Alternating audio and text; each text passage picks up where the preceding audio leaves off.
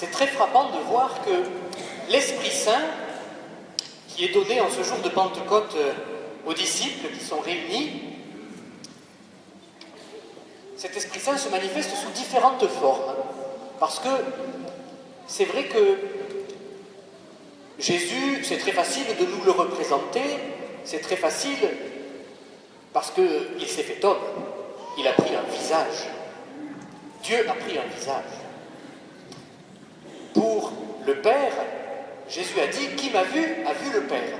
Alors, nous pouvons voir le Père. Et puis nous avons l'habitude de le représenter aussi, nous l'imaginons volontiers comme un Père. Parfois on l'imagine comme un Père âgé. Par exemple, sur le tableau qui est ici, le deuxième tableau, nous voyons la mort de Saint Joseph et nous voyons dans le ciel le Père, comme représenté comme un vieux barbu. Pour l'Esprit Saint, c'est plus difficile, parce que représenter un esprit, ça n'est pas très évident. Alors, l'Esprit Saint s'est donné à expérimenter comme étant un feu, comme étant un souffle. Et aujourd'hui, c'est vrai que, avec le vent qu'il y a à Martigues, on n'a pas trop de mal à se le représenter. Décidément, tous les dimanches, il y a du vent. Et puis, on le représente aussi comme une colombe. C'est ce que vous voyez dans le plafond de la chaire qui est ici. Sous l'ange qui porte la trompette, il y a représenté la colombe de l'Esprit Saint. Pour que le prédicateur qui montait en chair avant, quand il n'y avait pas encore les micros, soit vraiment inspiré par l'Esprit Saint. Bon, même s'il n'y a pas de chair, vous pouvez prier pour ça quand même ici. Et puis on le représente aussi sous la forme de ses langues. Et ce qui est frappant, moi, dans ces lectures, aujourd'hui, ce qui m'a frappé, c'est que les disciples qui sont réunis à la Pentecôte, ils entendent les merveilles de Dieu dites et proclamées dans leur langue. Ce n'est pas que ceux qui les proclament parlent toutes les langues du monde, mais eux, ils les entendent dans leur langue. C'est-à-dire que Dieu leur parle de la manière qu'ils peuvent comprendre, dans leur langue. Dieu nous parle dans notre langue, frères et sœurs. Dieu s'adresse à nous de la manière que nous sommes capables d'entendre.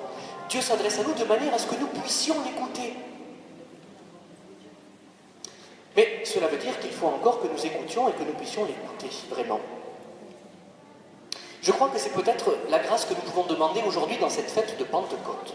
Vraiment. Voyez, cela fait quelque temps que nous passons de fête en fête. Alors il y a eu Pâques, il y a eu l'Ascension, aujourd'hui c'est Pentecôte, la semaine prochaine c'est la fête de la Trinité, et oui, encore une fête. La semaine d'après ce sera la fête du corps et du sang du Seigneur. Bref, nous allons de fête en fête comme ça, et puis on pourrait les laisser passer comme de l'eau sur les plumes d'un canard. L'auteur de l'imitation de Jésus-Christ, ce vieil ouvrage de spiritualité, a un petit passage dans lequel il dit comme ça: de fait en fait, nous ferions bien de prendre des résolutions, des décisions, comme si nous étions tout de suite en partance de ce monde et en route pour l'éternelle fête. Voilà, aujourd'hui, pour un certain nombre d'entre vous, c'est la fête. C'est la fête pour la famille de Gloria, c'est la fête pour les confirmés de la nuit dernière, c'est la fête pour Chloé, Clara, Margot, Noah, qui vont recevoir aujourd'hui pour la première fois le corps et le sang du Seigneur. Mais saisissons la grâce de cette fête, ne la laissons pas passer. Et je crois qu'aujourd'hui, la grâce de cette fête, c'est peut-être que l'Esprit Saint vienne ouvrir nos oreilles, mais pour de bon. Nos oreilles extérieures, les oreilles de notre intelligence, celles de notre cœur. Avec le Père Benoît, cette semaine, on se faisait la réflexion que si on faisait une petite interrogation là parmi vous, à la sortie de la messe, pour savoir si vous avez retenu au moins une phrase de la parole de Dieu de ce dimanche, eh bien je ne sais pas s'il y en a beaucoup qui auraient une bonne note à la sortie. Hein. Bon, rassurez-vous, on ne fera pas l'interro. Mais de quelle manière venons-nous à la messe, frères et sœurs? Est-ce que nous accomplissons cette visite comme ça, hebdomadaire, avec la conscience tranquille de celui qui fait ça pour le Seigneur, hein, et puis surtout qui ne m'en demande pas plus, hein? Est-ce qu'au fond nous entendons une parole qui nous bouscule, qui nous interpelle? Mais qu'est-ce que nous en entendons de cette parole de Dieu? On pourrait passer toute sa vie à être allé à la messe tous les dimanches et à ne pas avoir écouté une seule fois la parole de Dieu.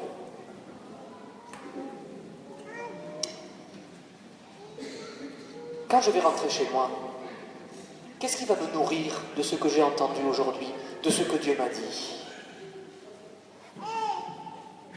Heureux, dit Jésus, qui écoute la parole de Dieu et qui la garde. Il s'agit d'écouter et de mettre en pratique. Et c'est sûr que si j'ai rien entendu, il n'y a pas trop de risque que ça me fasse évoluer. Hein. Et si j'ai entendu mais que je ne veux pas écouter, Dieu ne pourra rien parce qu'il ne forcera jamais ma liberté. Il nous aime comme ça, le Seigneur. Si j'ai entendu, que j'ai écouté, et que j'essaye, mais même timidement, petitement, pauvrement, de regarder ma vie, ma manière de faire, ma manière de parler, ma manière d'aimer, à la lumière de cette parole, alors je me laisse travailler par l'Esprit Saint. Alors l'Esprit Saint peut venir mettre son feu. Alors il peut assouplir, il peut réchauffer, il peut redresser, il peut éclairer, comme nous l'avons chanté tout à l'heure, comme je l'ai chanté dans ce chant grégorien que vous avez entendu, le Veni Sancte Spiritus. C'est une très belle prière. Je vous invite à le garder, ce petit papier, et à garder cette prière et à la prier souvent chez vous.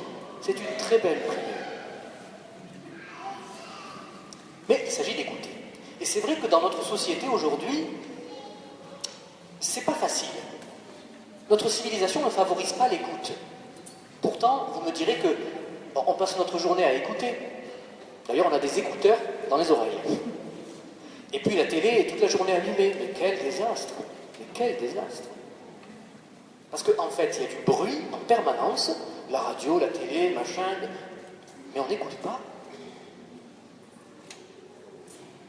C'est super difficile d'être concentré quand quelqu'un lit, n'est-ce pas les enfants? À l'école, on passe toute la journée à vous dire « écoutez, soyez attentifs ». C'est vrai. Mais il s'agit de la travailler, cette écoute. C'est difficile, mais ce n'est pas une fatalité que ce soit difficile. Dieu frappe à la porte en s'adressant à nous, dimanche après dimanche. Ce qui est vrai de la parole de Dieu l'est aussi de l'homélie. Hein? Souvent, on entend dire « Ah, il parle bien ce curé, hein? Il a bien parlé, hein? Ah oui, mais qu'est-ce qu'il a dit? Oh,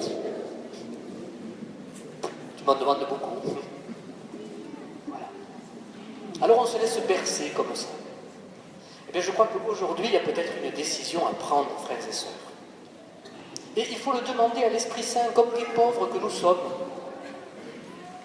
Voilà, l'Esprit Saint, c'est le Père des pauvres. Soyons suffisamment pauvres, reconnaissons cette pauvreté pour demander qu'enfin nous ouvrions nos oreilles et qu'il y ait quelque chose qui change.